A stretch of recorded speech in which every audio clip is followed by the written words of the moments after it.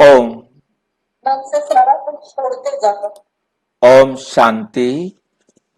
हम ब्रह्मा कुमारी सहज राजयोग का कोर्स कर रहे हैं। आज 18वां दिवस है।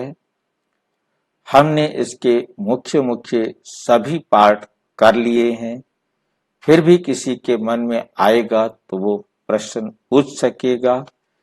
आज हम करने के लिए चल रहे हैं। आज का हमारा जो कोर्स रहेगा, आज का हमारा जो विषय रहेगा कि परम पिता परम आत्मा पढ़ाते कैसे हैं। ये पढ़ते लिखा है, वास्तव में लिखना है इसको, पढ़ाते कैसे हैं, भगवान कैसे पढ़ाते हैं, इस बात पर हमें ध्यान देना है। तो पढ़ाने का तरीका परमात्मा का क्या होता है वो हम देखेंगे कि भगवान आकर कैसे हमको पढ़ाते हैं। ये हम देख रहे हैं। जब सारा संसार एकदम नरक बन जाता है, तब परमपिता परमात्मा आकर पुरुषोत्तम संगम युग पर हम सबको पढ़ाते हैं। कब पढ़ाते हैं? जब सारा संसार नरक बन जाता है। कैसे नरक बनता है इसको हम पुनः देखेंगे सृष्टि चक्र पर। ये सृष्टि चक्र है जहां हमें दिखाया है कि इधर सतयुग है, त्रेता है, द्वापुर है, कलयुग है। जब कलयुग खत्म होने वाला है, सतयुग आने वाला है, इन दोनों के बीच में ये 100 वर्ष का संगम युग है। इस संगम युग में परमपिता परमात्मा आकर सारे संसार की आत्माओं को पावन बनाते हैं। तो ये वो संगम युग है जिसके एक तरफ कलयुग है और दूसरी तरफ सतयुग है। ये बात हमें समझनी है। ये संगम है, किसका किसका संगम है? ये संगम किसका? मानव परमात्मा का। आत्मा और परम आत्मा का संगम है। और किसका संगम है? और किसका संगम है? कलयुग और सतयुग का कलयुग दोनों और कलयुग का। सतयुग का, कलयुग और सतयुग का संगम है। नरक और स्वर्ग का संगम है। रात और दिन का संगम है। तो ये संगम है आत्माओं का परमात्मा के साथ। क्योंकि परमात्मा आए हैं हम आत्माओं को पावन बनाने के लिए, इसलिए इसको पुरुषोत्तम कहा है कि हम आत्माओं को उत्तम आत्मा बनाते हैं। दुनिया में यज्ञ किया जाता है, परंतु यहाँ हम यज्ञ देखेंगे। परमात्मा कहते आप इस नरक की दुनिया से आओ, आकर के इस यज्ञ में अपने काम, क्रोध, लोभ, मोह और अहंकार की आहुतियां दो। एक अंग्रेजी में आहुतियां दे रहे हैं, एक हिंदी में आहुतियां दे रहे हैं। आहुतियां एक है, चाहे वो स्त्री हो तो चाहे वो पुरुष हो, सब ने अपने जीवन से इन विकारों की आहुति देनी है और स्वर्ग में जाना है। बस इतना सा खेल है, इतना सा पाठ है। और इतने पाठ को बजाने के लिए हमें बहुत अच्छी तरह से समझना है। इसका नाम है अविनाशी रुद्र गीता ज्ञान यज्ञ। जो यज्ञ परमात्मा ने रचा है वो कोई आग वाला यज्ञ नहीं है। इस यज्ञ का नाम है अविनाशी रुद्र गीता ज्ञान यज्ञ। ये एक ऐसा यज्ञ है जिसमें परमपिता परमात्मा आकर हम सबको अपनी सारी विकारों को, बुराइयों को, अवगुणों को इवन जो कुछ भी हम इन आंखों से देख रहे हैं सब को स्वाहा कराते, सब कुछ जिसमें स्वाहा होना है, किसी का कुछ भी नहीं रहेगा, चाहे वो कितनी एकड़ जमीन का मालिक हो, कितनी बड़ी भूमि का मालिक हो, कितने बड़े समुद्र का मालिक समझ रहा हो, परंतु उसका उसके ऊपर कोई अधिकार नहीं। ये बात बहुत अच्छी तरह से समझनी है। इसके अविनाशी रुद्र ज्ञान यज्ञ में सब कुछ स्वाहा हो जाएगा। और ये छोटी सी आग नहीं कि एक डब्बे में आग जला दी, कुंड में आग जला दी, उससे हमारा काम हो जाए, नहीं। ये एक ऐसा यज्ञ है, इस अविनाशी रुद्र गीता ज्ञान यज्ञ के अंदर आप यहाँ आकर परमात्मा, दुनिया वाला मैं थोड़ा सा आपको बता दूं कि अविनाशी ये दुनिया वाले भी रुद्र यज्ञ करते हैं, वो रुद्र ज्ञान यज्ञ कहते हैं, वो गीता नहीं बोलते। बाबा ने अविनाशी और गीता ये दो शब्द बीच में लगाए हैं, वो कहते हैं रुद्र ज्ञान यज्ञ करें। आपने पता नहीं रुद्र ज्ञान यज्ञ होते हुए देखा है या नहीं देखा है, मैंने 2 बार इस यज्ञ को होते हुए देखा है। इसमें क्या किया जाता है, पहले मैं दुनिया का जो झूठा खेल है वो मैं आपको दिखा देता हूं कि बहुत बड़े कुंड बनाए जाते हैं जिसमें सामग्री तो सुहाग करनी है, घी भी सुहाग करना है, परंतु उसमें हाथों से नहीं डाला जाता, उससे बड़े बड़े बांस के ऊपर करछे लगाए जाते हैं, उन करछों से भर करके डाला जाता है, चाहे घी डालना हो चाहे सामग्री डालनी हो, क्योंकि यज्ञ कुंड काफी बड़े होते हैं। और उसके लिए ब्राह्मण मंत्र पढ़ते हैं। एक तरफ ब्राह्मण यज्ञ करा रहे हैं, दूसरी तरफ मंच बना हुआ होता है, वहां रामायण पढ़ रहे हैं। एक और मंच बना होगा, ढेर सारे भाई बैठकर वहां भागवत पढ़ रहे हैं, भागवत पुराण या एक दूसरी तरफ है भागवत गीता। ऐसे और भी सभी शास्त्रों को जितना उनके पास सामर्थ्य होती है पढ़ने के लिए, सबके आगे माइक लगे होते हैं, कोई किसी की बात सुन नहीं सकता, कोई किसी की बात समझ नहीं सकता। पता नहीं वहां भीड़ भी इतनी होती है, शोर भी इतना होता है, कोई किसी की बात समझ नहीं सकता, और वो यज्ञ चल रहा होता है। और यज्ञ के बाद कुछ भी नहीं, वहीं के वहीं दुनिया वैसे के वैसी दुनिया रह जाती है।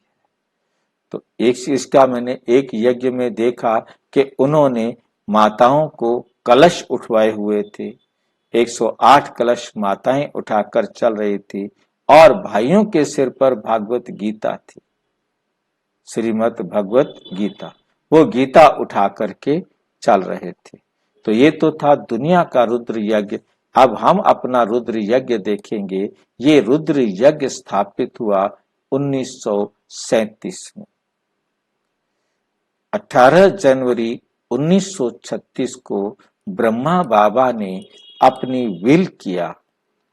18 जनवरी 1936 को ब्रह्मा बाबा ने अपनी चल अचल संपत्ति को विल किया। आज हम विल तक कैसे पहुंचे ब्रह्मा बाबा, इसके बारे में हम जानेंगे, ऐसा क्या हुआ। तो हम ब्रह्मा बाबा की 1937 से पहले की कहानी को, जीवन गाथा को समझने का प्रयास करेंगे। ये एक अध्यापक के घर पैदा हुए। माता का छोटी आयु में ही देहांत हो गया था, और ये पढ़ाई पढ़ते रहे, लगभग 10वीं तक ही इन्होंने पढ़ाई की। उसके बाद ये अपने ताऊ के भाई के, ताऊ का बेटा भाई समझे, उनके साथ गेहूं का व्यापार शुरू किया। जब गेहूं का व्यापार शुरू किया तो वहां उनके साथ इनका विचार नहीं बना, तो ये वहां से बॉम्बे चले गए, हीरे के डायमंड की दुकान पर काम करने लगे।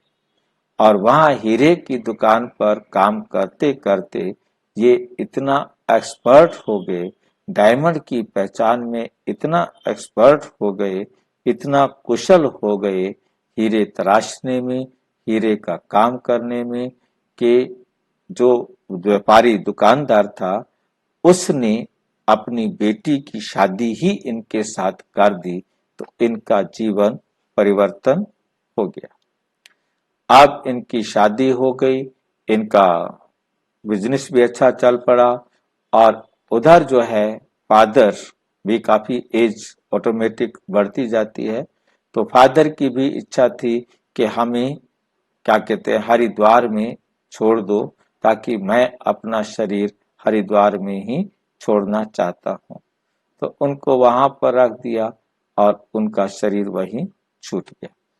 अब उसके बाद ये अपने बिजनेस में इतने एक्सपर्ट हुए, इतने मतलब अच्छे फ्लोरिश हुए, काफी धन संपदा कमाने में, और विश्व में बड़े बड़े राजाओं महाराजाओं के साथ इनके बहुत अच्छे संबंध रहे, बहुत अच्छा बिजनेस इनका चला। और अब आप सोच सकते हैं कितना अच्छा बिजनेस होगा, और जो कि समझ लो कि 1936 से पहले 1916, 17, 15, 18, 20, 22, 25, अब इस समय में सेकेंड वर्ल्ड वार का भी टाइम था, और उस समय भारत के अंदर या कहीं भी इतने साधन नहीं थे, इतनी सुविधाएं नहीं थी, इतनी सड़कें नहीं थी, फिर भी पाकिस्तान के सिंध, हैदराबाद, कराची और बॉम्बे और कलकत्ता, क्योंकि तब तो भारत और पाकिस्तान सब एक ही हुआ करता था, तो 4 जगहों पर से बंदरगाहों से इसका पूरे इनका जो है पूरे वर्ल्ड में बिजनेस चलता था। खूब अच्छा पैसा कमाया। अब इनकी इच्छा अपनी भी हुई कि अब मेरी उम्र भी अधिक हो गई है, अब मैं ये बिजनेस बंद करूंगा। अपना बिजनेस बंद करने का इनका विचार बन रहा था, और उससे उसी समय इनको क्या हुआ कि अपने समय में इन्होंने 12 गुरु किए, 1 2 3 4 5 6 12 गुरु, 12 गुरु किए, और गुरुओं में इनकी बहुत श्रद्धा रहती थी, गुरुओं में इनकी बहुत श्रद्धा रहती थी, बहुत विश्वास रहता था उनके प्रति, और उनको जो है बहुत रिस्पेक्ट देते थे, इतना रिस्पेक्ट देते थे कि उनके इनके घर में आने पर मतलब टॉयलेट में जो नौकर थे वो इतर छिड़क के आते थे, परंतु गुरु जी के जाने से पहले अपने हाथ से इतर छिड़कते थे, उनके आगे से कभी उठते नहीं थे, गुरु की बात पर इतना जोर देते थे कि गुरु का कहना और भगवान का कहना एक बराबर है। एक बार इनके घर में बच्चे का जन्मदिन की पार्टी थी और गुरु का बुलावा आ गया, तो पार्टी को छोड़कर चले गए। इतने भक्ति मार्ग में भी गुरु के पास इतनी आस्था रखते थे कि परिवार वालों ने रोकने की इच्छा की, तो कहा यदि मौत भी आती तो क्या तुम मुझे रोक लेते। गुरु का बुलावा मीन्स मौत का भी बुलावे से अधिक महत्व दिया, और गुरु के पास गए, उनको कुछ धन की आवश्यकता थी और उनको धन दिया और आए। मतलब कहने का ये कि बहुत महत्व देते थे गुरु को। अब ऐसे गुरु को महत्व देने वाला 12 गुरु कर चुका है, गुरु इनके घर आए हुए हैं, सत्संग करा रहे हैं, ये बॉम्बे की बात है, और वहां पर पहली बार ऐसा हुआ कि ये सत्संग में से उठ गए, और जब सत्संग में से उठ गए तो वाइफ भी हैरान हुई कि ऐसा कैसे हुआ, गुरु जी के आगे से सत्संग चल रहा हो, उठते नहीं है।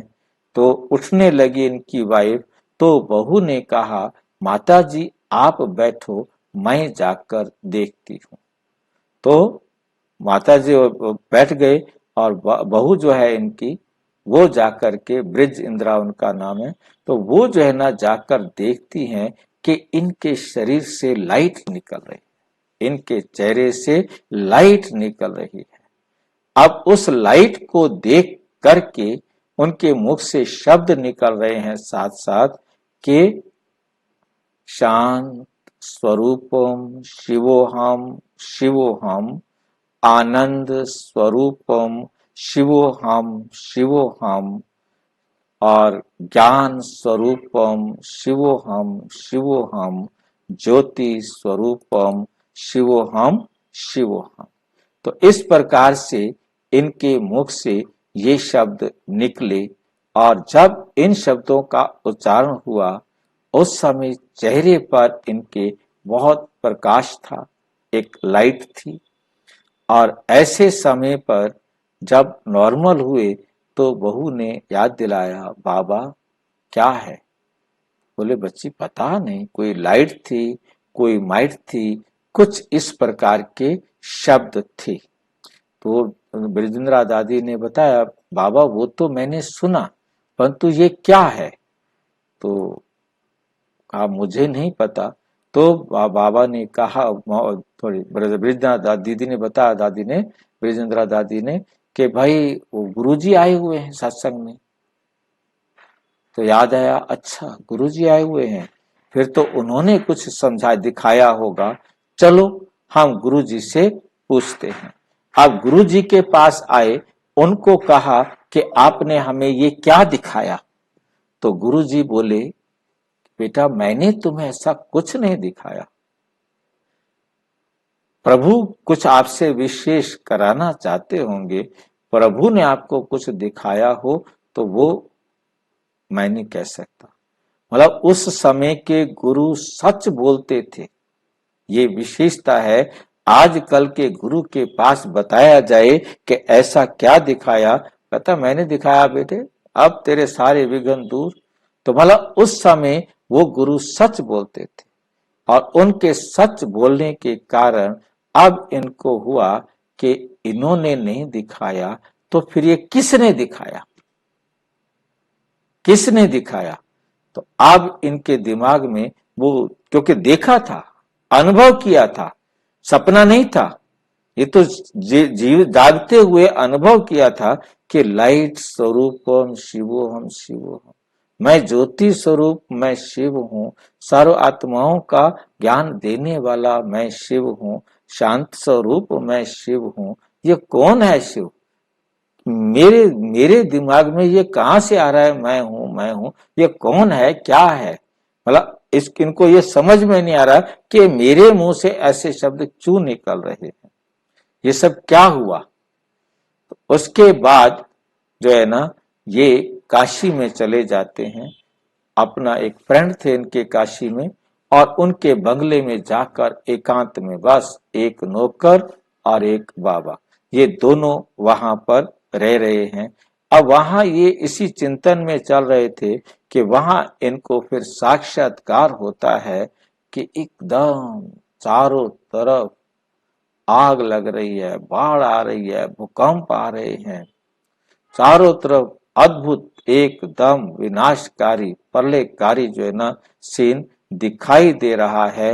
हाहाकार मची हुई है, बॉम्ब चल रहे हैं, और हर तरफ से इन्होंने विनाश का सीन देखा। और उस विनाश को, उसके सीन को देखते हुए इनके मुख से निकला, बस करो, बस करो, बस करो।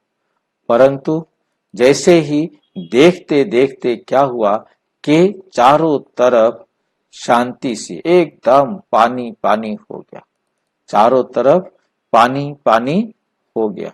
और उस पानी पानी के होने पर इनके अंदर परिवर्तन आया। ये इनका मुझे याद आया, ये इनका चित्र मैं दिखा रहा हूं, ये इनको गुरु किए थे इन्होंने, उसका दिखाया है। और गुरुओं से बहुत श्रद्धा व प्रेम इनका रहता था। ये इनके परिवार का फोटो है, लास्ट फोटो यही है इनका हमारे पास, या लास्ट कहें पहला कहें, इनके परिवार का और कोई फोटो ब्रह्मा कुमारीज में अवेलेबल नहीं है जो इनका लौकिक परिवार था। तो इसके अंदर ये इनका बेटा है बड़े वाला, और एक जो है ना बहू है, और ये इनकी युगल हो गई। ये निर्मल शांता है, पालू है, और ये जो है ना छोटा बच्चा जो अब शरीर छोड़ चुका है, जो इनका बेटा शरीर छोड़ यज्ञ में साथ आया, फिर यज्ञ में छोड़ करके चला गया। तो ये परिवार का फोटो है इनका।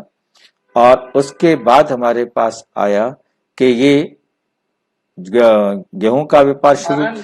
हाँ जी, नारायण है क्या? नारायण, हाँ। ये जो है ना हमारे पास इनका गेहूं का जब बिजनेस का धंधा करते थे, और उसके बाद इन्होंने दान करना, पुण्य करना और सोने हीरे जवाहरात का व्यापार दिखाना, ये इनके पूर्व पिछले जीवन काल का था। और उस जीवन काल से परिवर्तन हुआ इस साक्षात्कार के बाद, जब इन्होंने विनाश का सीन देखा और फिर इनके जीवन में परिवर्तन हुआ और नया जीवन शुरू हुआ। तो उसके बाद इन्होंने जब विनाश का सीन देखा, उस विनाश के सीन को देखने के बाद इन्होंने देखा कि चारों तरफ पानी पानी, बस करो ऐसा कह रहे थे, बस करो। तो ऐसा बस करो इनके मुख से निकला और सारा सीन चेंज हो गया, पानी पानी हो गया, सारी धरती जल मग्न हो गई। तो तब परमपिता परमात्मा ने इनके शरीर का आधार लेते हुए इनके ही मुख से इनको बताया क्या बताया कि हे लेखराज, ये सब साक्षात्कार तुम्हें मैंने कराए हैं। मतलब इससे पहले बहुत डिस्टर्ब हो गई, ये क्या हो रहा है मेरे साथ, इसको समझ में नहीं आ रहा था कि मेरे साथ हो क्या रहा है। तो परमात्मा ने इनके शरीर का आधार लेते हुए इनको कहा कि हे लेखराज, ये सब साक्षात्कार मैंने तुम्हें कराए हैं। तुम अपने जन्मों को नहीं जानते हो, मैं तुम्हारे सारे जन्मों को जानता हूं। तुम ही सतयुग में नारायण थे, जन्म लेते लेते तुम पतित हो गए हो। अब मैं तुम्हें जैसे कहता हूं वैसे करो, तो तुम पुनः क्या बन जाएंगे? नारायण बन जाएंगे। जब ऐसा कहा तो इनको बहुत खुशी हुई, क्योंकि ये अपने जीवन में नारायण की ही पूजा करते थे और अपने पॉकेट में फोटो भी नारायण का रखते थे। तो इनको लगा कि ठीक है, क्या करना है? तो कहा कि अपना तन मन धन ये तीनों मुझे दे दो, ये तो मुझे दे दो। तो इन्होंने कहा ठीक है। तो इन्होंने देने का पूरा निश्चय किया। अब देना कैसे है, ये वहां से चल पड़े और अपना कोलकाता में आए और अपने जो दुकान पर बैठते थे, भाईवाल कहो साझेदार कहो, उनको कहा कि भाई मुझे अब ये बिजनेस नहीं करना है और मुझे जो है ना अब सच्चे हीरों का व्यापार करना है। अब मुझे ये हीरे दिखाई ही नहीं देते। अब जब ये विचार आ गया तो उन्होंने जो भी पैसा बन सकता था, मिल सकता था, उनसे वो पैसा लिया और ये अपना घर की तरफ चल पड़े और घर संदेश भेज दिया कि अलफ को अल्लाह मिला, बे को मिली बादशाही। तो भगवान मतलब मुझे जो है ना कौन मिल गया? अल्लाह मिल गया है, भगवान मिल गया है। अब मैं हुआ रेल का राही, अब मैं रेल पर आ रहा हूँ, घर आ रहा हूँ। अब आ गए चारों दुकानों से, बॉम्बे से भी, कलकत्ता से भी, हर तरफ से अपना पैसा इकट्ठा किया और वाइफ को आकर के कहा कि देखो ये पैसा है और मुझे आदेश हुआ है कि मैं अपना सब कुछ परमात्मा को दे दूं, आप अपना हिस्सा ले लो। अब आपकी मर्जी, आप जो करो, मुझे तो आप परमात्मा की सेवा में लगना है, मैंने सब कुछ परमात्मा को देना है। तो वाइफ भी बड़ी उस समय की श्रद्धावान थी। आजकल के होते तो ठीक है, मेरे को दे, तू जा मर जहां मरता है, ठीक है नहीं। तो उसने जो है ना क्या किया कि ठीक है, तुम भगवान को दे रहे हो तो मेरा भी दे दो, मेरा भी दे दो, जो तुम खाएंगे मैं भी वही खा लूंगी। अब इन्होंने परमात्मा को देने का सोच लिया। अब देना कैसे, कहां जाकर के दें पैसे, किसके हाथ में पकड़ाएं पैसे, तो ये आगे का काम होना है। अब खेल शुरू होता है परम पिता परमात्मा का। अब ये अपना वहां आ गए, सिंध हैदराबाद में, कराची में, दोनों जगह इनके मकान थे। अब इनके पास, क्योंकि अपना दान पुण्य भी अपने जीवन काल में बहुत करते थे, सदा व्रत चलता रहता था। सदा व्रत का मतलब होता है कि यदि इनके उस क्षेत्र में कोई भी आएगा उनको खाना मिलेगा, कोई भूखा नहीं रहेगा। सदा व्रत का मतलब होता है सदा वहां भोजन मिलेगा हर एक को, जो भी वहां जाएगा। तो इस प्रकार से वहां पर सदा व्रत चलता रहता था, सबको भोजन मिलता था। तो नेचुरल है कि ऐसे दानी व्यक्ति का सबके साथ अच्छे संबंध होते हैं, और वो किसी भी संबंध से बाबा से मिलने के लिए आते हैं, किसी भी कारण से आते हैं। उनको अब ब्रह्मा बाबा या दादा लेखराज ये नहीं दिखाई देता, उनको कृष्ण दिखाई देता है। अब जरा सोच करके देखिए कि उन्हें कृष्ण दिखाई देने लगे तो उनकी हालत क्या होगी। पागल हो गए सारे के सारे। जो आया जिसने देखा कृष्ण दिखाई दिया और वो पागल हो गए। अब पागल ऐसे हो गए कि बस फिर तो उनका ऐसे जैसे कि क्या हो गया। तो उसके बाद अब उनको भगवान से मिलने के बाद इनको, इनके द्वारा, इसको नहीं पता कि क्या हो रहा है, इनको क्या दिखाई दे रहा है, इसको नहीं मालूम। ये परमात्मा का अपना खेल था कि सभी आत्माओं को आकर्षित करना था, कैसे अपना यज्ञ शुरू करना था। उन्होंने सबको साक्षात्कार कराना शुरू कर दिया। बद्रीलाल पूछना चाहते हैं कुछ? बद्रीलाल भाई कुछ पूछना चाहते हैं?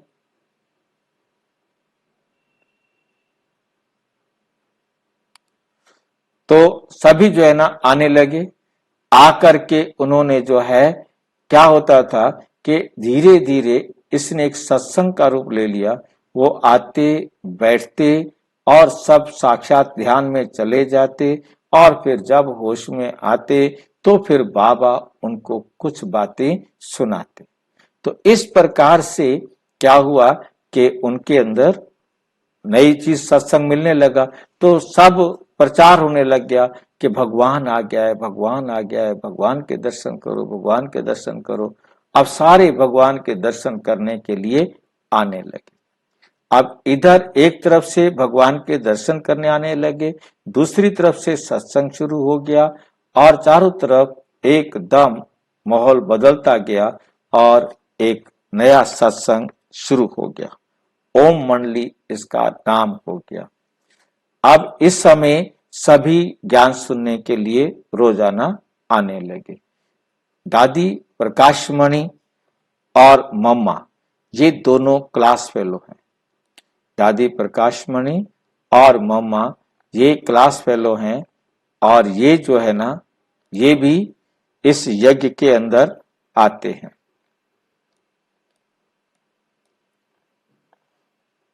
ये जो है ना मम्मा है और ये दादी प्रकाशमणि है, और ये दोनों इस यज्ञ में आना शुरू करते हैं। 10th क्लास में पढ़ने वाले हैं। दादी प्रकाशमणि भी और मम्मा भी दोनों 10th क्लास में पढ़ने वाले, और ये पढ़ रही थी और इनको भी सत्संग में आकर्षण हुआ, आए और ये भी पागल हो गए। ये बाबा ने जो है ना इनको भी कहा कि आप अपने पिता से छुट्टी लेके आओ।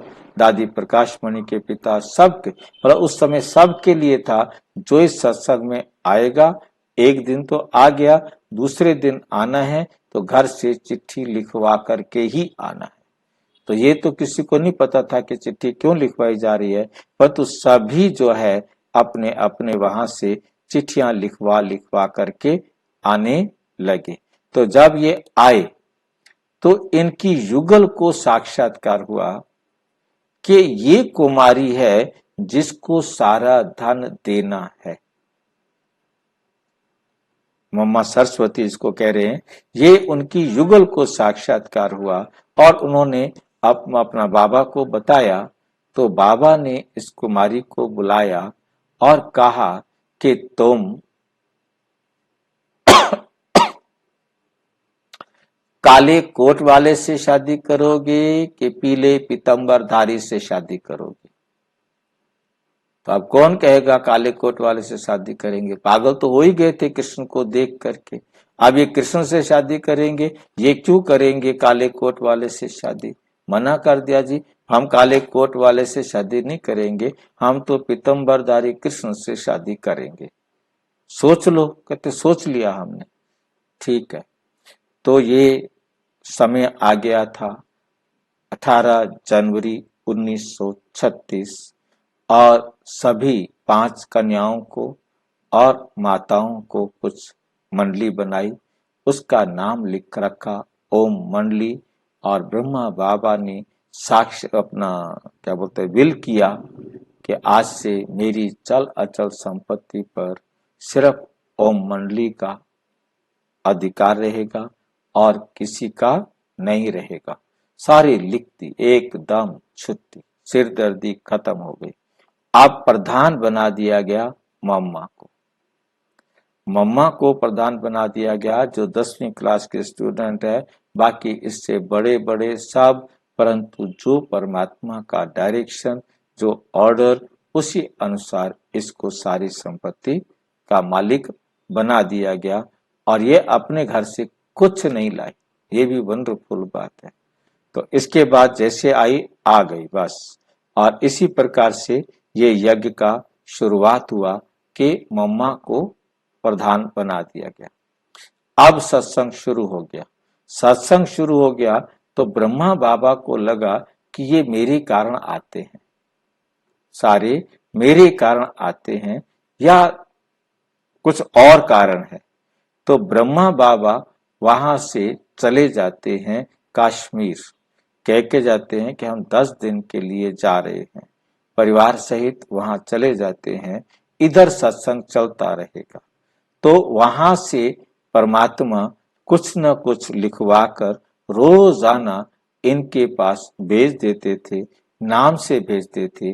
हर एक पत्र जो है ना, कभी किस बहन के नाम से, कभी किसके नाम से, कभी किसके नाम से, और वो पढ़कर सुनाती थी। और संख्या बढ़ती गई और संख्या बढ़ती गई। देखा कि जब पूरा हॉल कमरा भर जाएगा तब हम आएंगे। वो पूछते कब आओगे, जब सारा हॉल कमरा भर जाएगा तब आएंगे। अब सब इतनी लगन में दीवानी, मतलब जिसको कृष्ण ही कृष्ण के दीवाने, और सत्संग डेली चल रहा है और सारा भरता जा रहा है। जब भर गया तो ब्रह्मा बाबा आए। ब्रह्मा बाबा का ये शक खत्म हुआ कि मेरे कारण नहीं आते, ये कोई और ही कारण है। अभी भी ब्रह्मा बाबा को भी ये तो था कि मैंने तन मन धन दे दिया, ये भी था कि बस अब मैं नारायण बन जाऊंगा। ये नहीं पता था कि ये खेल कितना लंबा चलेगा, ये ब्रह्मा बाबा को भी पता नहीं था और इनको भी पता नहीं था। तो ब्रह्मा बाबा के द्वारा परमपिता परमात्मा ने आकर इन सब को भी बुद्धू बनाया कि बस अगली दिवाली हमारी वैकुंठ में होगी, स्वर्ग में होगी। तो मतलब इसका मतलब बस दुनिया खत्म होने वाली है, अभी खत्म हो जाएगी। तो इस प्रकार से इन सब ने अपना सब कुछ स्वाहा कर दिया और जैसे भी आने लगे। अब जो पत्र लिखवाए गए थे, अब समस्या खड़ी हुई। बाबा ने अब इनको पढ़ाना शुरू किया। परमात्मा ने इनको कहा, बच्चे, क्योंकि पहले कुछ चित्र तो थे नहीं, कहा बच्चे देखो, तुम सतयुग के देवी देवता बनेंगे। देवी देवताओं को प्याज और लहसुन का तो भोग नहीं लगवाया जाता। अब देवी देवताओं को प्याज लहसुन का भोग नहीं लगाया जाता तो देवी देवता ही प्याज लहसुन नहीं खाते होंगे। अब आप कैसे खाएंगे? बस बाबा ने कह दिया नहीं खाना तो नहीं खाना। परंतु अब आपको समस्या आएगी कि घर वाले कहेंगे कि बिना प्याज लहसुन के कैसे बनाया। तो उनको युक्ति दी कि आप पहले धीरे धीरे प्याज की मात्रा कम करते जाओ, लहसुन की मात्रा कम करते जाओ, एक दिन कुछ भी नहीं डालना, उनको कुछ पता नहीं लगेगा। इस प्रकार से वो प्याज लहसुन की मात्रा कम करते करते इस अवस्था पर आ गए कि अब उनको प्याज लहसुन वाला भोजन घर में बनाना खत्म कर दिया। और कहीं कहीं थोड़ा हुआ भी तो, परंतु इतना ज्यादा हानिकारक नहीं था। अब इसके बाद दूसरा आया कि मांस मच्छी भी नहीं खाना है, प्याज लहसुन भी नहीं खाना है। अब तीसरा आ गया कि तुम पवित्र रहेंगे। अब जिनकी शादियां हो गई थी, जो कुमारियां थी वो तो ठीक है, अब जिनकी शादियां हो गई थी, बाबा यहाँ जो कह दे वो उनके लिए पत्थर की लकीर हो जाती थी और फिर घर में जाकर जूत बजने शुरू हो गए।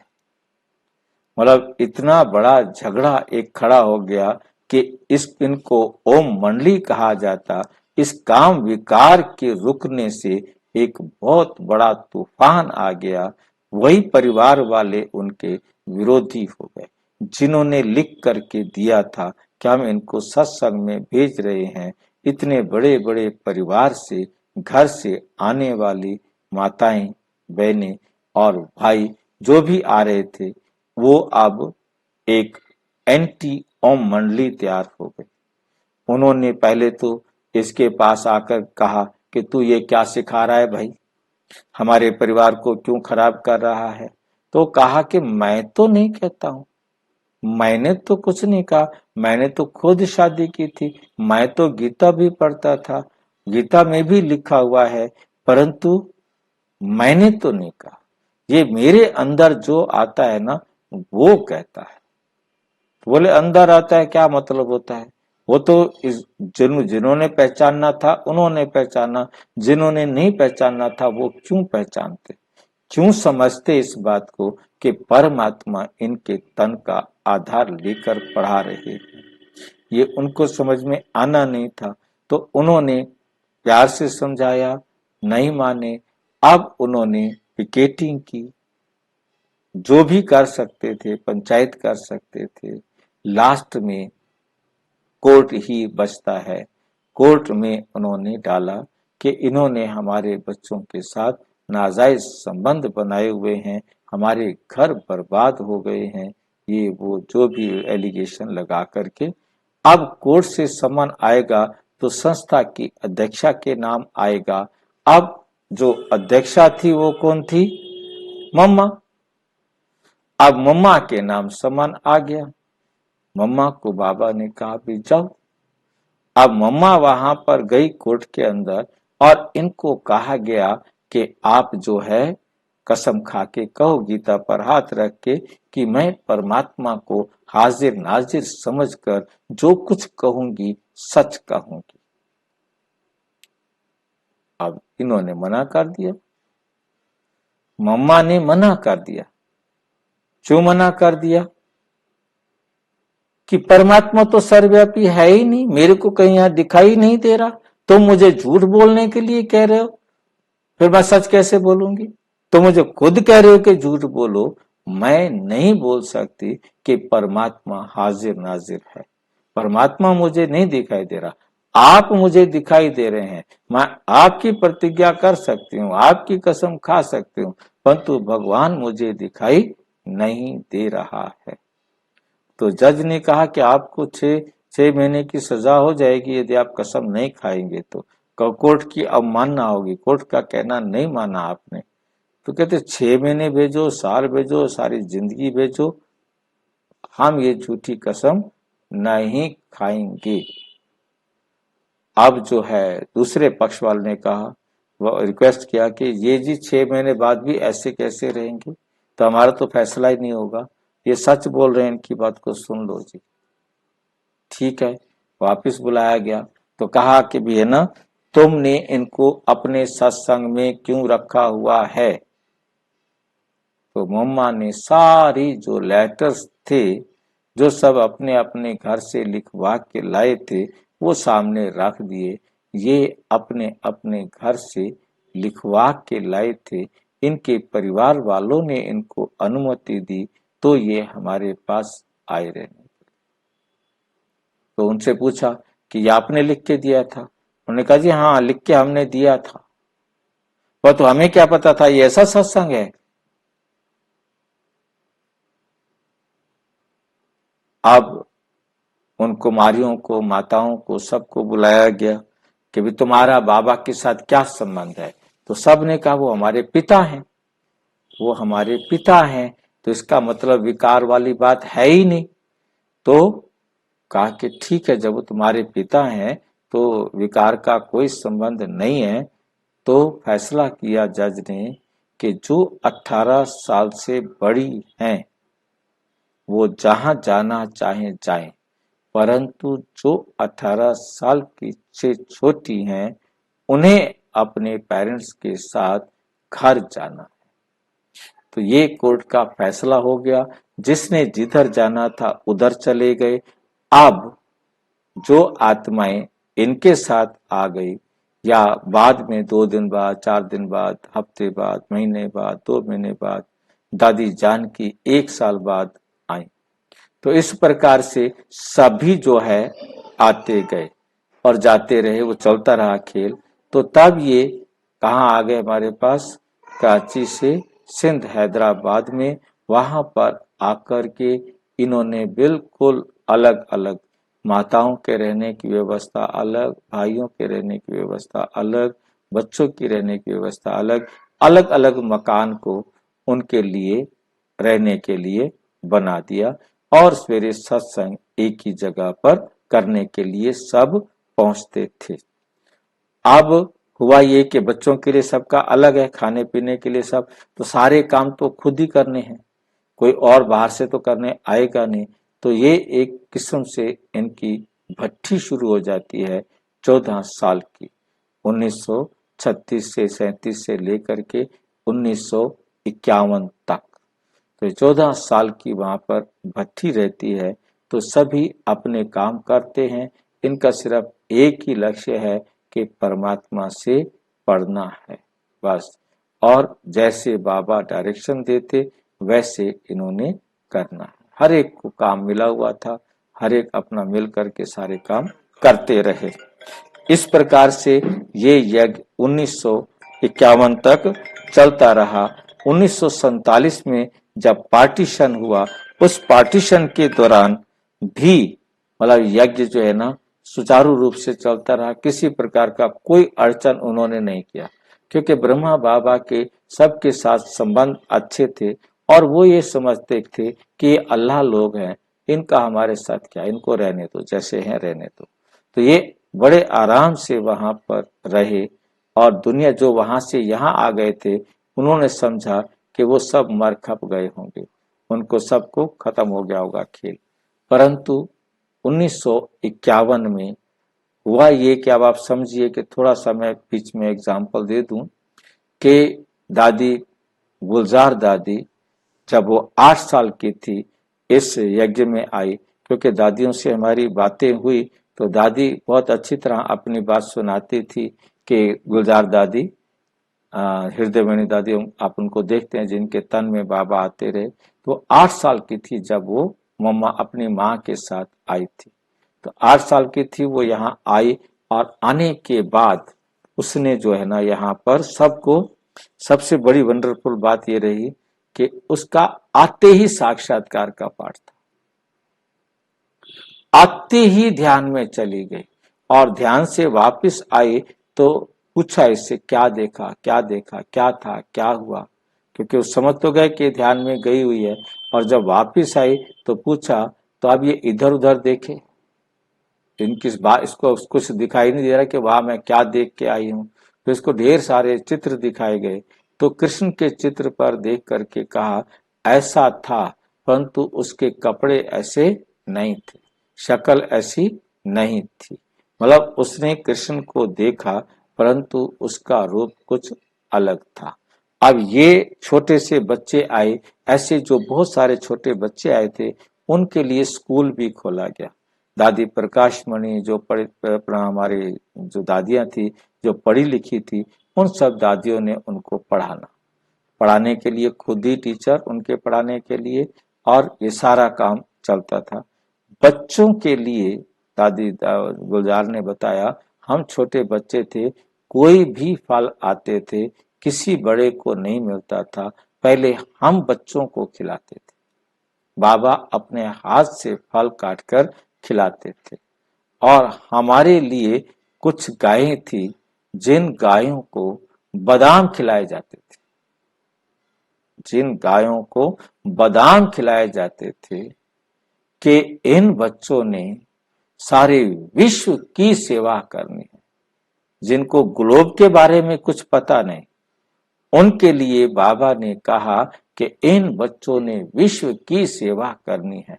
हमें तो तब तो कुछ समझ में आता नहीं था, परंतु अब हम समझ रहे हैं। वो बताती कि वह हमें जो है ना, वो और जो गाय पालने वाला था वो बाहर का था, तो वो उसके अंदर कुछ गड़बड़ करने लगा, बादाम चुराने लगा बच्चों के लिए।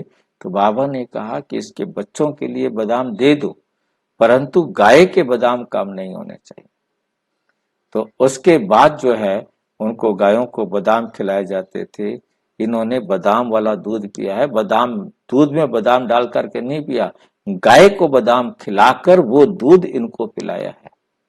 सोच के देखिए कि कितना ब्रह्मा बाबा का बेहद का प्यार था। अपने बच्चे थे, ये सोचना है हम ऐसा कर सकते हैं, या हमें अपने आप को जांच करके देखना है।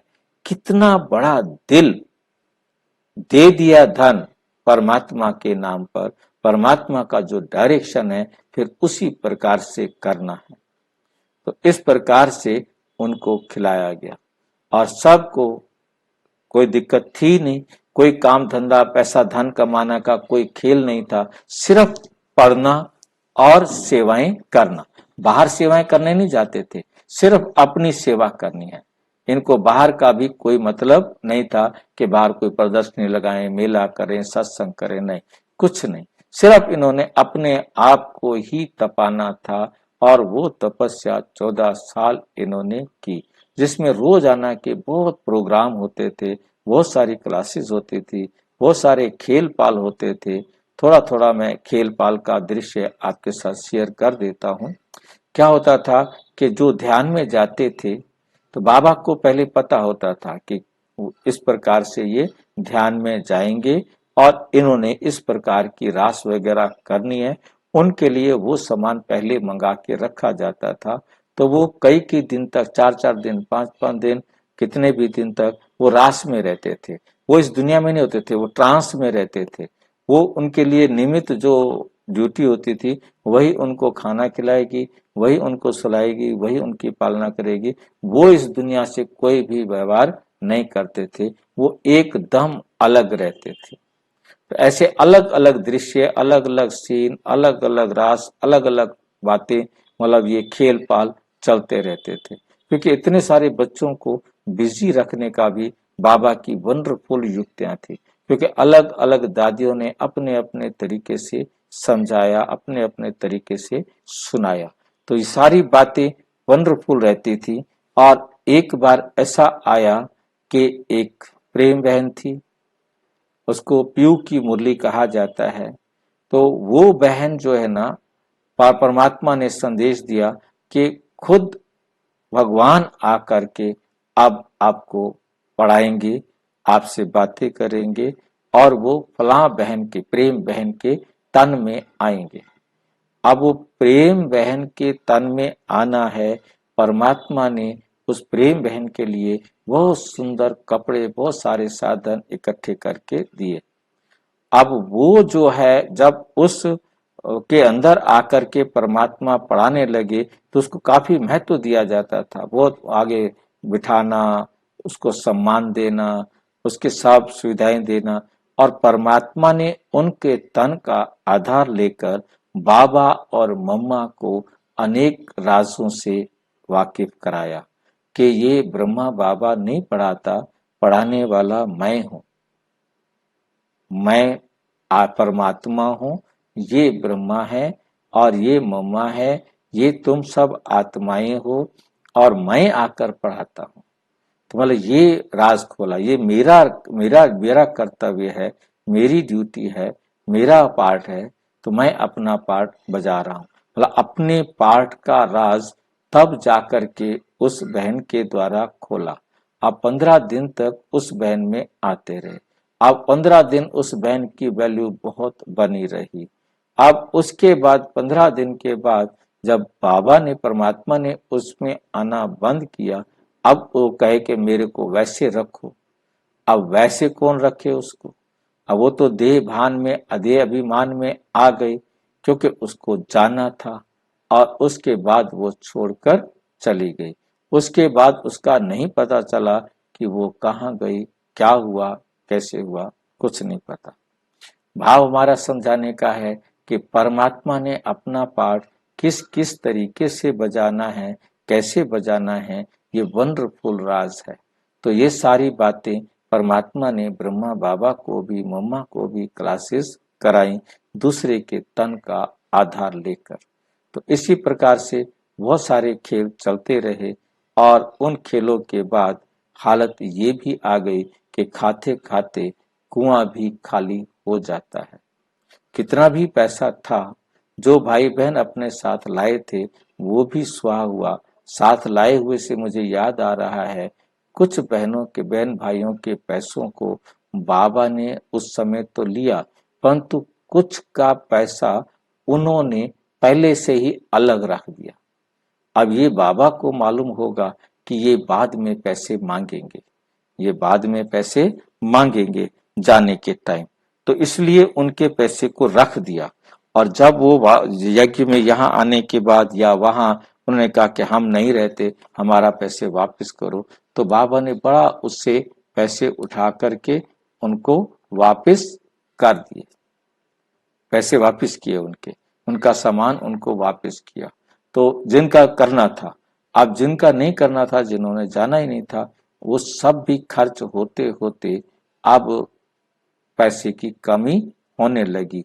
कहाँ गाय को बादाम खिलाए जाते थे, कहाँ अब पैसे की क्या हो गई है, कमी हो गई है। पता नहीं था कितना लंबा यज्ञ चलेगा। तो अब वहां से, वहां की जमीनें, वहां के मकान, वहां का सब कुछ बड़े आराम से बेचकर और ये वहां से आए। उससे पहले मतलब भाई बहनों को भेजा गया था, दीदी को, दादी को, विश्व किशोर भाव को, तो इनको भेजा गया कि जाके जगह देख के आओ कि कहाँ पर हमें इंडिया में जाकर रहना है। तो कुछ जो बाबा ने डायरेक्शन दिए थे, उन्हीं डायरेक्शन के हिसाब से आबू को सिलेक्ट किया गया, आबू वाली जगह को पसंद किया गया, और फिर वहां से ट्रेन के द्वारा सामान आया। वहां से चलने से पहले बाबा ने सब भाई बहनों को बुलाया और उनको कहा, देखो हम, क्योंकि जाने का टाइम तो अभी पड़ा है थोड़ा सा, तो आप जो है ना, इतने सारी जो रोजाना मुरली लिखी जाती थी, मम्मा के द्वारा जो करेक्शन की जाती थी, अब वो लिखना का भी पेपर बहुत लगते थे, अब वो इतने सारा भंडार था, ढेर का ढेर था। तो बाबा ने कहा, बच्चे ये जो सारा ढेर है, हर एक को अपने ढेर से बहुत मोह है, आप इसमें से विशेष विशेष बातें, रिपीट बातों को मत लिखो, मतलब विशेष विशेष बातें आप अपनी कॉपी में नोट कर लो, बाकी सब यहीं छोड़ दो। और उसके लिए ये हम यहीं दफन करके जाएंगे, बहकाया बच्चों को, बुद्धू बनाया बच्चों को, के बाद में क्या होगा कि जब द्वापर आएगा ना, तो ये निकलेंगे और फिर दुनिया वाले बैठकर इनके आधार पर शास्त्र बनाएंगे। तो ये उनको कह करके वो सब वहां दफन करा दिया, और ये अपना ट्रेन से अपना माउंट आबू में आ गए। अब आबू में आने के बाद इनको यहाँ पर सेवाएं शुरू की। भारत के अंदर आए तो कैसे सेवाएं करते, अब वो भी दिन आ गया कि धीरे धीरे खाने के लिए अब कुछ भी नहीं है, और जो लोग खाने पर डटे हुए थे, उन्होंने यहाँ से खिसकना शुरू कर दिया, जाना शुरू कर दिया। उनमें इनका बेटा नारायण भी था, वो भी चला गया। तो इस प्रकार से जाने लगे। जब सब जाने लगे, थोड़े से रह गए, अब पेपर भी वो दिन आ गया कि आज बनाने के लिए कुछ भी नहीं है, कुछ भी नहीं है। इसे इस समय की बात में कभी कभी क्या होता था, काम होता था, नहीं होता था, आ जाता था। आज तो कुछ है ही नहीं। तो बाबा ने कहा ठीक है, 12 बजे तक वेट करो।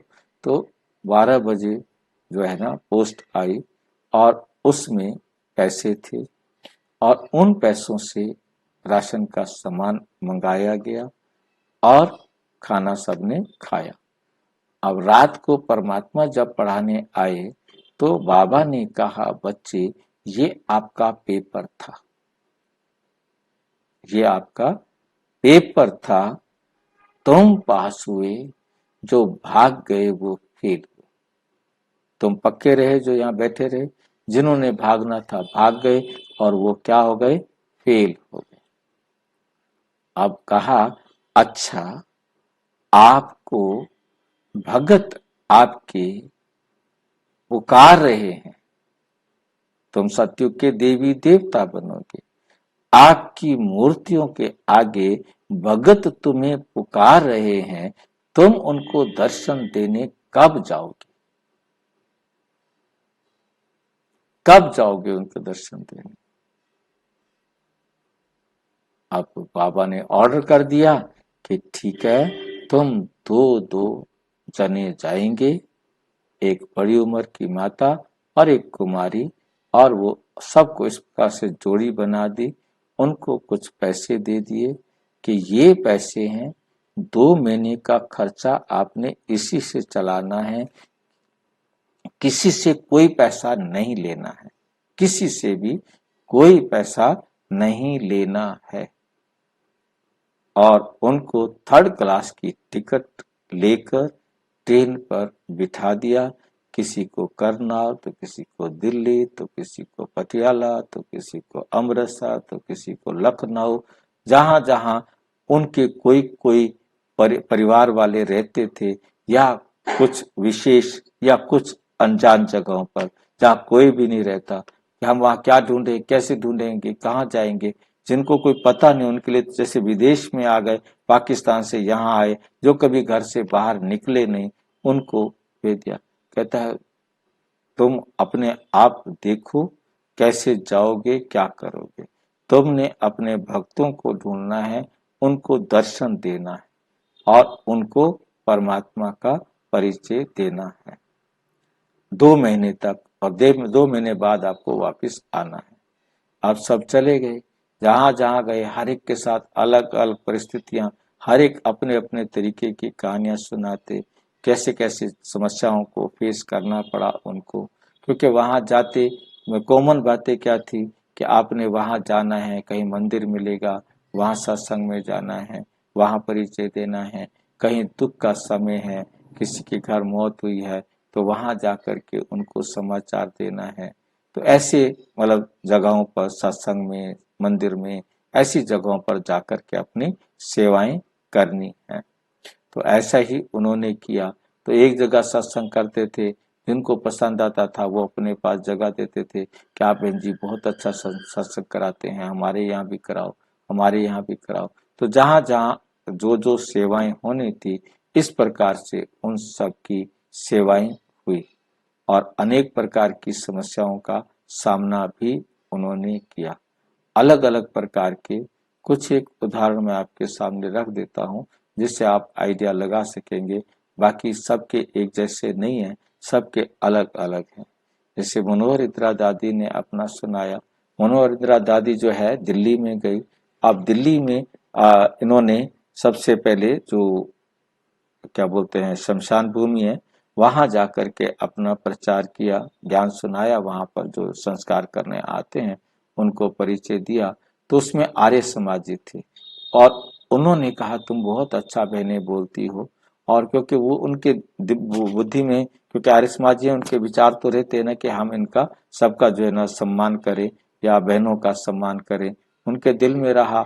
उन्होंने आर्य समाज मंदिर जो अपना चांदनी चौक में उनको जो है निमंत्रण दिया और वहां उनको रहने की जगह दे दी और वो वहां सत्संग करने लगे। अब सत्संग करते करते इन्होंने कहा परमात्मा सर्वव्यापी नहीं है। अब इन्होंने जैसे कहा परमात्मा सर्वव्यापी नहीं है, तो आर्य समाजियों ने निकाल दिया, बोले जाओ परमात्मा सर्वव्यापी है, तुम उल्टा ज्ञान क्यों देते हो, भगवान तो कण कण में है, जरे जरे में है। तो अब वहां से इनको निकाल दिया। तो वहां से निकले तो ये बिरला मंदिर में पहुंचे। बिरला मंदिर में भी इनके पास बहुत भाई बहन आने लगे। तो बिरला मंदिर का जो ट्रस्टी था वो एक वकील था, और उसने उनको जो मंदिर पुजारी था उसने कहा सारे इनके पास जाते हैं, हमारे पास तो कोई आता ही नहीं है। तो उसने कहा जाके मैं देखूं ऐसा क्या है इनके पास जो सब इनके पास जाते हैं। अब उसके बाद उसने आके कहा बहने बताओ आप क्या सिखाते हो। तो अब मनोहर इंदिरा दादी उनको दिखाने लगी, सारे चित्रों पर समझाने लगी। अब एक जो पहले जो हमारा सीढ़ी वाला चित्र था उसके साइड में लिखा हुआ था नीचे कि रामायण और महाभारत नॉवल है। अब वहां से नॉवल है तो उसको तो गुस्सा लग गया कि तुम हमारी रामायण महाभारत को नॉवल कहते हो, तुम निकलो यहाँ से। तो मनोहर इंदिरा दादी ने उसमें से एक टुकड़ा फाड़ लिया और टुकड़ा फाड़ दिया, कहता है मैंने इसको हटा दिया, हम किसी को नहीं बताएंगे।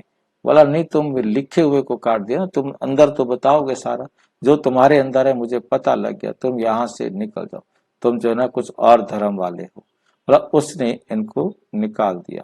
तो ये फिर वहां शमशान भूमि में वापिस पहुंच गए, और वहां भी एक कमरा जो बिना छत वाला, और उस कमरे में भगत ने जाके जो इनके जो चाहने जो इनके सत्संग सुनते थे उन्होंने कहा आप तो देवियां हो, आप यहाँ रह जाओ।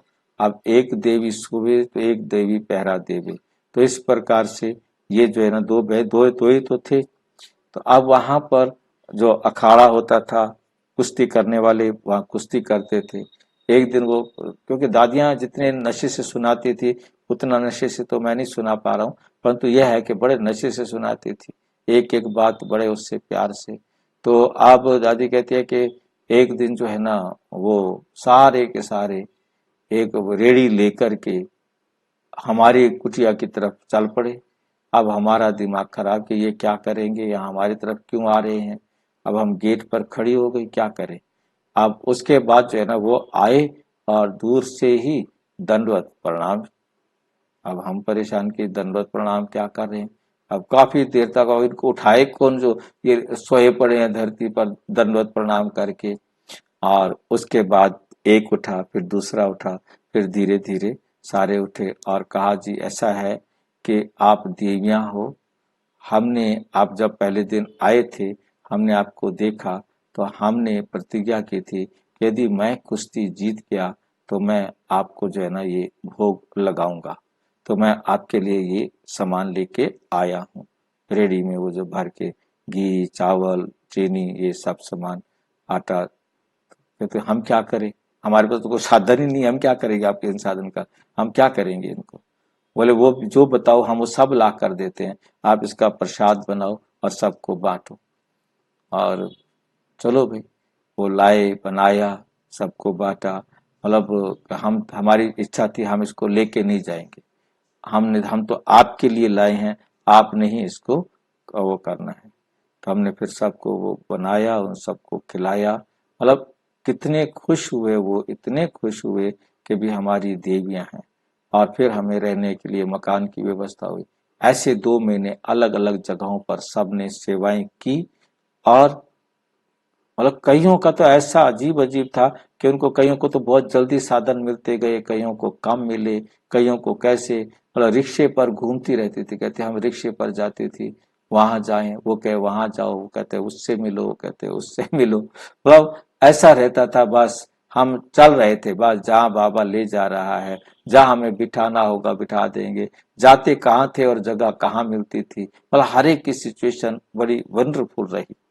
2 महीने तो बाद ये जब माउंट आबू आए तो आते ही पांडव भवन कैसे इनको मिल गया फिर?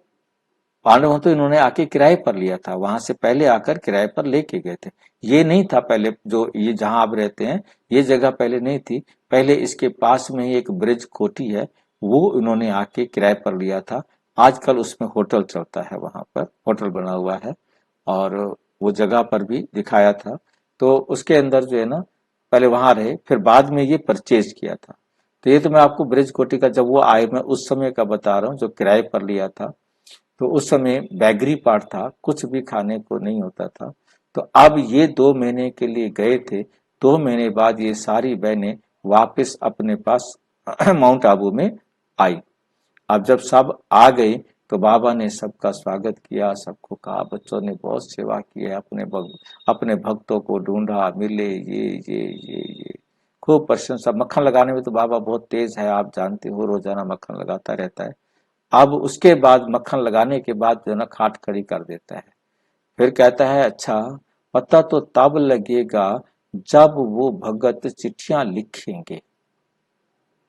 अब दादियां कहती है हमारा दिमाग खराब हो गया, हम तो उनको एड्रेस ही नहीं दे के आए हैं, वो चिट्ठियां हमें क्या लिखेंगे।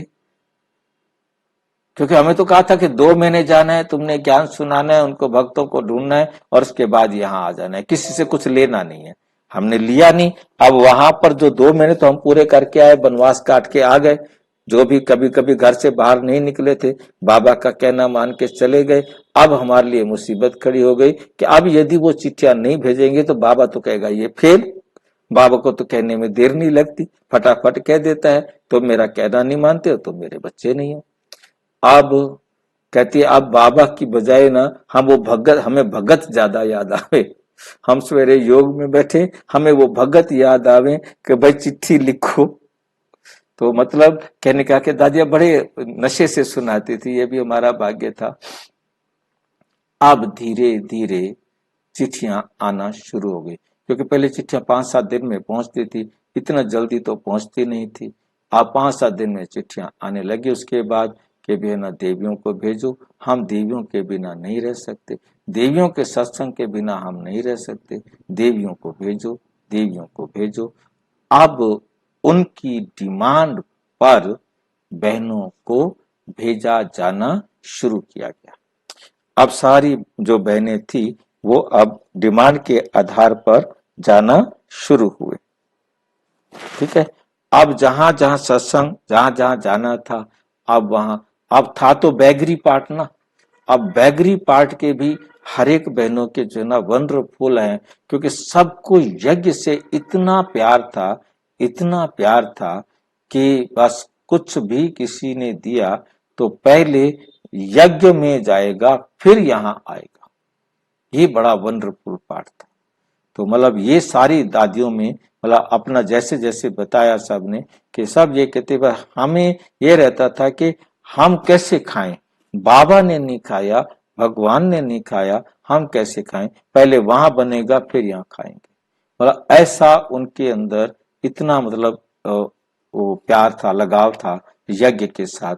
और वो जितना भी हो सकता था यज्ञ के वहां ले जाना, फिर वहां से ले आना, और चाहे कुछ भी हो जाए। तो इस प्रकार से उनका चला। धीरे धीरे फिर सेवाएं बाहर निकली।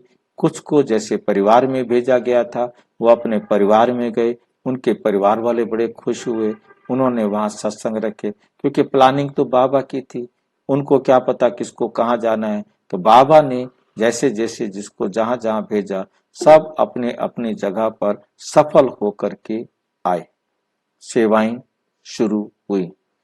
और फिर धीरे धीरे बैगरी पार्ट खत्म होने लगा, क्योंकि फिर पैसा आना शुरू हुआ, क्योंकि उनके बुलावे पर भेजा था, तो उनसे लिखवाया गया कि आपकी जिम्मेवारी होगी। तो जिम्मेवारी उनको दी जिन्होंने बुलाया, और उस प्रकार से ये सेवा केंद्र खुलने शुरू हुए, सेवाएं शुरू हुई। तो पहले बाबा वहां पर भी और दिल्ली में भी आ जाते थे बाबा, अपना जहां भी जाना होता था, तो ब्रह्मा बाबा भी, मम्मा भी, इस प्रकार से सेवाएं शुरू हुई। और धीरे धीरे बढ़ते बढ़ते आपके सामने है, आप इसको देख रहे हैं। तो इस प्रकार से ये था कि भगवान ने आकर ब्रह्मा के द्वारा पढ़ाना शुरू किया, और ये पढ़ाई शुरू हुई और सबके जीवन में इस प्रकार से आया। तो अब हम सब ने अपने आप को ईश्वर से पढ़ने के लिए अपना चालू करना है। जो नए भाई बहन जुड़े हैं वो आप मुरली को सुन सकते हैं और अपना रेगुलर मुरली शुरू करेंगे। हम कल से नया टॉपिक लेंगे, प्रदर्शनी से रिलेटेड है। एक अलग से प्रदर्शनी बनी हुई है, क्योंकि प्रदर्शनियों का इतना बड़ा भंडार है हमारा। तो मेरे विचार, मेरे मन में जो था कि जब मुझे कोर्स कराया गया था मेडिटेशन में, तो हमारा लक्ष्य तय कराया गया था और उस समय मैंने लक्ष्य तय किया था कि मैं सर्वधर्म की आत्माओं को परमात्मा से हक दिलाऊंगा। और सब आत्माओं को, मतलब एक बुद्धि में वो बैठा हुआ है, इसलिए हमारा जो चित्र बना हुआ है उसमें भी सभी धर्मों का है। तो मेरे को ध्यान में रहता है, तो अलग अलग धर्म वालों को हम परमात्मा का संदेश कैसे दें, इसको हम शुरू करेंगे और वो एकदम नया होगा। तो उस नए को हम करेंगे। कल से एक एक टॉपिक अलग से लेंगे, तो जो भी उसको लेना चाहेगा वो लेगा। टाइम है यही रखेंगे और फिर इसके बाद ये करके फिर गीता को लेना है कि गीता का भगवान कौन है। तो उसमें हम सारी गीता को लेंगे, गीता के बारे में, गीता के आधार पर कैसे चलता है, ये 5 बजे का टाइम ये रखेंगे।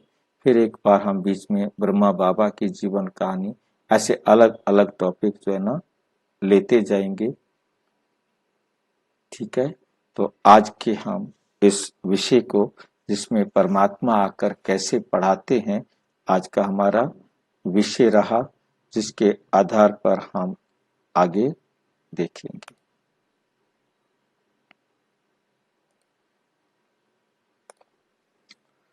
भाई जी वो चिट्ठियां कैसे आई थी? दादियों ने एड्रेस तो दी नहीं थी।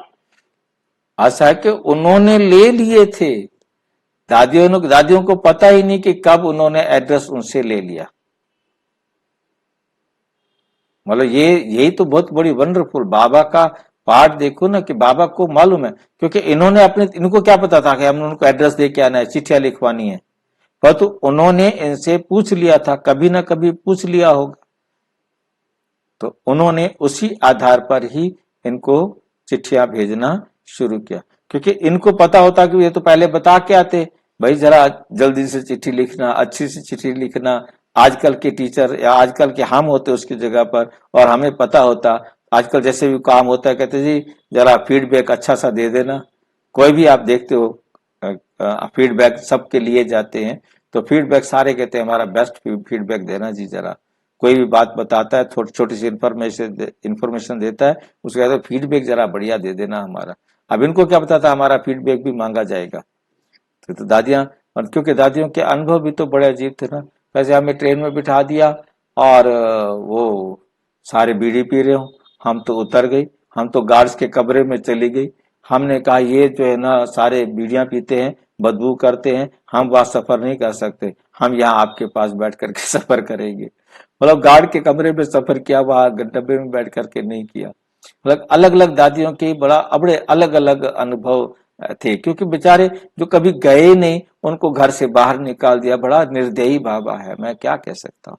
मैं देखता हूँ, सुन सुन के आता है कि बाबा पेपर ले रहा था, पेपर समझा रहा था, उनको तैयार कर रहा था, क्या कर रहा था, क्या क्या बाबा जो है ना खेल किए हैं। मतलब उनके सारे वर्णन करना बहुत, क्योंकि टाइम बहुत लंबा है, सबकी दादियों के अपने अपने अनुभव बहुत लंबे हैं। तो दादियां तो एकदम निकम्मे होती थी, हम भी वहां निकम्मे होते थे, और आराम से दादियां बैठ करके फुर्सत में सुनाते रहते थे। कोई काम तो होता नहीं था, कोई ज्ञान की क्लासेस इतनी नहीं हुआ करती थी, बस ज्यादातर बस अपने अनुभव ही सुनाते थे। सब सब अपने अनुभव सुनाते थे कि भी हम ऐसे रहते थे और ऐसे रहते थे। वो अनुभवों का भरा पड़ा खजाना, अब वो कहाँ देखेंगे, कैसे होगा, हम उसको निकालेंगे तो उसका उसका भी कोई। अंकल जी ये जो सेंटर में जो भंडारी होती है, ये यज्ञ सेवा में जाते हैं सारे ऐसे जो हाँ, होते हैं? देखिए नियम यही है कि भंडारी का जो पैसा है वो मधुबन जाता है, और उसका मधुबन जाने के लिए जैसे मैं अकाउंट्स लिखता हूँ, अपने सेंटर्स का, गुड़गांव का, कि जितना पैसा आया उसमें से कितना खर्च किया। और ये जहाँ जो हमारे हर सेंटर की जो बहन है, इंचार्ज बहन होती है, वो उस सेंटर की मैनेजर होती है, मतलब क्योंकि गवर्नमेंट के हिसाब से, और वो फिर बैंक में खाता खोलती है। तो सारा मैं ही सारा अपने सेंटर का सारा हिसाब लिखता हूँ कि कितने पैसे खर्च हुए, कितने पैसे आए, और यज्ञ में कितने पैसे भेजे जा गए, और कितने पैसे यदि हमें जरूरत है तो यज्ञ से भी पैसा आता है। ठीक है नहीं? तो इसमें कोई जरूरी नहीं है, एक फैमिली की तरह। और पूरे भारत का जितने भी सेंटर्स हैं उन सब का अकाउंट माउंट आबू से ही चलता है। एक ही पैन कार्ड है, single pan card Brahma Kumaris का। और ये सारे के सारे उस परिवार के मेंबर हैं। जो समर्पित टीचर बहने हैं, इनका एड्रेस माउंट आबू है। ये माउंट आबू में रहती हैं। ये माउंट आबू से यहाँ केवल अपने सेवा केंद्र पर सेवा करने के लिए आई हुई हैं, जो समर्पित बहने हैं। मतलब ये इनका बड़ा जो है ना, एकदम पूरे पूरे ऐसी संस्था पूरी भारत में शायद कोई और हो, पर जिसमें एक ही पैन कार्ड और सारे अकाउंट्स एक ही जगह सारे जुड़ते हैं। मैं यहां से एंट्री करता हूं तो माउंट आबू में एंट्री होती है। जो कुछ भी मैं यहां से एंट्री करूंगा माउंट आबू में होगी, वहां से ऑडिट होगा, वहां से सब कुछ होता है, सारे खर्चे, और वो एक ही पैन कार्ड के आधार पर सारा का सारा गवर्नमेंट को हिसाब देते हैं। हमारे ऊपर कोई मतलब टैक्स सेंटर में जितना यूज होता है, जितना जरूरत होती है उतना रख के बाकी सारा चला जाता है। हाँ जी, हाँ जी, हाँ जी। वो बहनें अपने आप तय करती है ना। जब प्रोग्राम माउंट आबू की इस व्यवस्था से वो कहते हैं आपको कुछ खरीदना है, कुछ लेना है, तो हमारे पास मत भेजो, वहां रख लो। आप गाड़ी खरीदना चाहते हो, आप एसी खरीदना चाहते हो, आपको सेंटर में कोई चीज की जरूरत है, आप ले लो, बाकी हमें बता दो कि हमने ये ले लिया। तो वहां पर सारा कुछ जाता है, बिल सारे, सभी बिलों की कॉपियां, और ओरिजिनल बिल यहाँ रहते हैं, परंतु सभी बिलों की कॉपियां वहां जाती हैं। सभी बिल्डिंगों के ओरिजिनल कागज माउंट आबू में रखे हैं। ठीक है नहीं? तो मतलब क्या है कि जो भी प्रॉपर्टी खरीदी जाती है वो माउंट आबू वाले खरीदते हैं। दीदी अपने आप कोई प्रॉपर्टी नहीं खरीद सकती। कोई भी प्रॉपर्टी खरीदनी है तो माउंट आबू ही खरीदेगा, और माउंट आबू फिर किसी को भी डिप्यूट करता है कि ये रजिस्ट्री करवा के आएगा, और तो वो नाम माउंट आबू के ही होगी रजिस्ट्री। जितनी भी बिल्डिंग्स पूरे भारत में खरीदी जाती हैं तो उनको वहां से ही खरीदी जाती है, तो उनका रिस्पॉन्सिबल वहां है। मतलब अगर हाँ जी, अगर सेवा में, जब भी सेवा में देना है तो सबसे अच्छा तरीका है भंडारी में डालना, किसी को हाथ में नहीं देना चाहिए। बाबा की तरफ से तो हाथ में देने का नियम नहीं है, परंतु क्या है कि जहां यहाँ कुछ मैं बात बताऊं आपको, क्योंकि रिकॉर्डिंग भी चल रही है, जो सच है मैं वो आपको बता देता हूं कि कुछ बहनें भी भाई भी ऐसे हैं जो फ्री का खाना जानते हैं, लंगर का। जैसे मैंने आपको अपना अनुभव सुनाया था कि हम वहाँ कलकत्ता में जो पहली बार गया तो उसने कहा कि नाश्ता करेंगे, तो मैंने कहा मेरा भी कह देना, मैं भी नाश्ता वहां करूंगा। मैंने कहा गुरुद्वारे में लंगर चलता है तो इनका भी लंगर चलता होगा, तो लंगर छकने के लिए तो सारे फ्री तैयार होते हैं ना, फ्री का तो कोई खाना मिले। तो ऐसे ही मतलब माउंट आबू में या कहीं भी, मतलब उस वक्त फ्री में है, धार्मिक है ये तो कुछ भी हो। तो कुछ लोगों के दिल में होती है कि हमने 1 रुपए का खाया है, कम से कम 1 रुपया नहीं तो उससे फालतू तो दें, और कुछ के दिमाग में होता है कि हम दें, हमारा कुछ ना कुछ सकारात्मक हो। कुछ होता है जाओ खा के आ जाओ ना, क्या जरूरत है देने की। तो इस प्रकार के भी कुछ भाई बहन होते हैं जो नहीं देते हैं, और फ्री के खाने के आज के कलयुग में ज्यादा है। जिनमें देने की भावना है वो कम है। इसलिए बहनों ने अपनी एक चालाकी, एक युक्ति निकाली कि हाथ में लो, हाथ में देने से पता लगेगा किसने दिया। और जैसे वो कहानी भी सुना करके बहन भाइयों को प्रभावित करती हैं कि एक ने कहा, पहले आप जानते होंगे, पहले किसी लड़की की शादी होती थी ना, तो सारे गांव वाले एक एक लोटा दूध दे के आते थे। तो उस समय जो है ना लोटा दूध दे के आते थे, तो एक ड्रम एक टब रखा होता था, उसके अंदर डालना होता था, तो सब ने लोटा लोटा दूध डाला था। एक ने सोचा किसको क्या पता लगेगा, पानी का डाल आया। तो ऐसे सोचा कि उनको पता क्या लगता है, सारे गए पानी का लोटा ही डाल के आए। सवेरे देखा कि उसमें दूध ही नहीं था, सारा पानी था। कोई कोई तो डाल के जाता दूध। तो ऐसे जो है ना एग्जाम्पल दे करके बहनों ने युक्ति से, इस रीति से भाई बहनों के हाथ से लेना शुरू कर दिया। जब हाथ में देना होता है तो आप समझ सकते हैं कि देते वक्त आपको लगेगा कि 10 रुपए कैसे दे दूं, 50 रुपए कैसे दूं, 100 तो दूं कम से कम, 500 तो दूं, क्या कहेगी। और मैंने फिर आगे यहाँ तक भी देख लिया कि कुछ कुछ बहनें तो बोल भी देती हैं, क्या इससे क्या होता है। तो ऐसे खेल चलता है। खैर, हमें समझना है सच्चाई को, ये सच्चाई है और हर एक प्रकार के हैं परिवार के लोग। तो ये यज्ञ चलता है, तो यज्ञ के अंदर हमें हर देखते हुए, हर पक्ष को देखते हुए साक्षी होकर के देखना है। तो यहाँ आपके सामने ये स्पष्ट हुआ कि हमारा यज्ञ कैसे चल रहा है, परमात्मा आकर कैसे पढ़ा रहे। ठीक है, ओम शांति। और अच्छी तरह समझना हो तो प्रजापिता ब्रह्मा कुमारी ईश्वरीय विश्वविद्यालय के किसी भी सेवा केंद्र पर संपर्क करें। और यदि कोई प्रश्न है तो 9213106986 पर केवल टेलीग्राम करें, 9650692270 पर केवल व्हाट्सएप करें, फोन नहीं। ओम शांति।